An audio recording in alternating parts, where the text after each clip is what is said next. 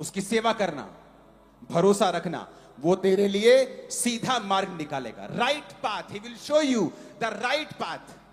कितने रास्ते हैं यहां, आप अपने घर को जाएंगे, कितनी सड़कें आएंगी, कितने मोड़ आएंगे, बट आपको राइट पाथ पता है। क्या आपको आपकी लाइफ का राइट पाथ पता है कि आप क्या करेंगे तो आने वाले समय में सक्सेसफुल रहेंगे? आप क्या स्टेप लेंगे कि आने वाले समय में आपको दिक्कत नहीं होगी?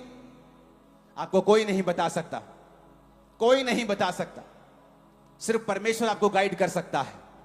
और उसने कहा जब तुम पूरा भरोसा मुझ पे रखेगा, I will show you the right path, मैं तुझे सही रास्ता बताऊंगा, तुझे जीवन में क्या करना है, कहां तुझे राइट पार्टनर मिलेगा, कहां तुझे राइट बिजनेस मिलेगा, किस कैरियर में तुझे सफलता मिलेगी, मैं तुझे बताऊंगा, मैं तुझे तेरी अगुवाई करूंगा। अगर आप सेवा करेंगे वो आपको राइट पाथ देगा। निर्गमन 23 उसकी 25 से 28 आयत में लिखा है,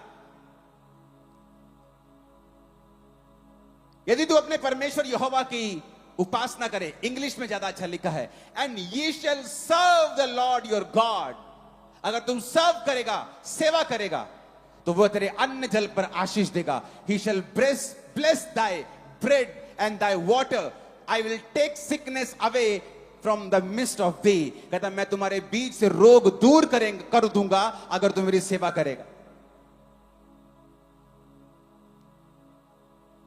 आज से 10-15 साल पहले की बात होगी, आई थिंक 2009 की शायद ये 10 की बात होगी।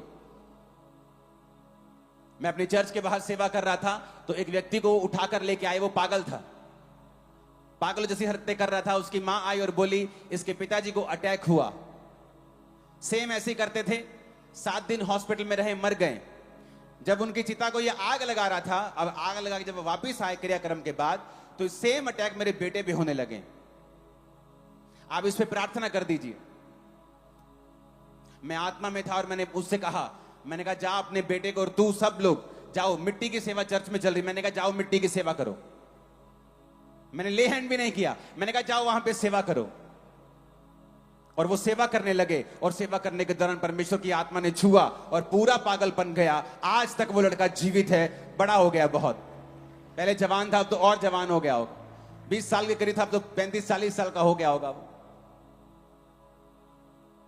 उसने कहा अगर तू सर्व करेगा, यदि तू अपने परमेश्वर Jehovah, you shall serve the Lord, अगर तू सर्व करेगा, I will take sickness away, मैं तेरे अन्न जल पर आशीष दूंगा, मैं सिकनेस को तेरे बीच से दूर कर दूंगा।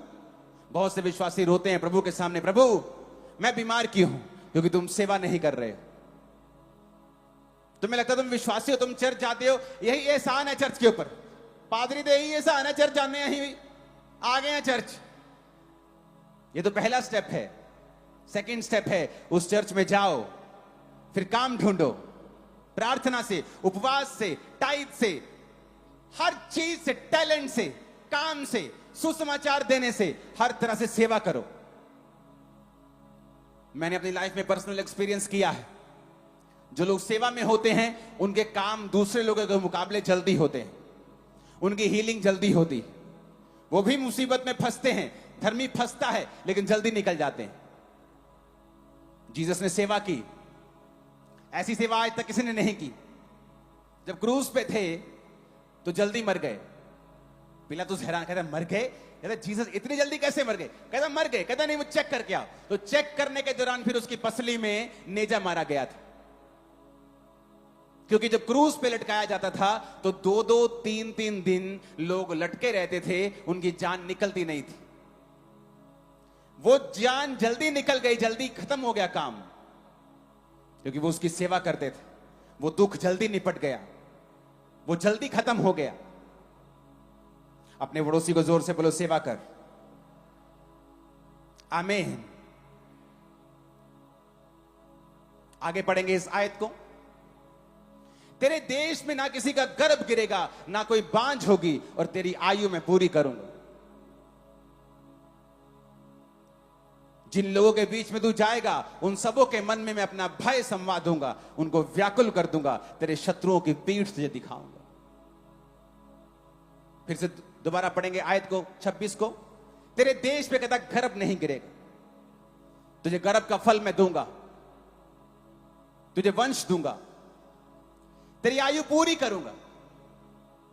भजन संहिता 91:16 में भी लिखा है, मैं तुझे उद्धार दिखाऊंगा और तुझे दीर्घ आयु से तृप्त करूंगा। किसके लिए? सबके लिए नहीं है ये।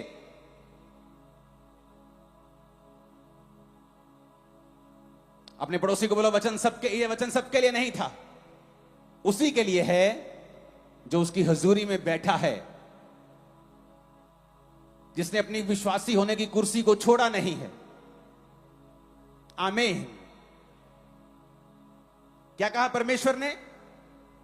तेरा गर्भ नहीं गिरेगा, ना कोई बांझ होगा, तेरी आयु में पूरी करांगा। तेरी आयु को कहता मैं पूरा करूंगा, बढ़ाऊंगा, तो पूरी आयु का होकर परमेश्वर में सोएगा। फिर कहता 27 आयत में, तेरे दुश्मन कभी भी तुझ पर काबिल कब्जा ना कर पाएंगे। वो शैतान, वो बीमारी, वो तुम्हारे एनिमी, तुम्हारी बुलाहट के दुश्मन हमेशा तुमसे शर्मिंदा रहेंगे अगर तू मेरी सेवा करेगा तो। क्योंकि 25 आयत को मत भूलना। लोग 27 आयत को कमांड करते रहते, क्लेम करते रहते हैं, प्रभु तेरे वचन में लिखा तू दुश्मनों की पीठ दिखाएगा। पर क्या तुमने 25 आयत पूरा की कि तू अपने परमेश्वर यहोवा को अगर सर्व करे तो? वो नहीं की।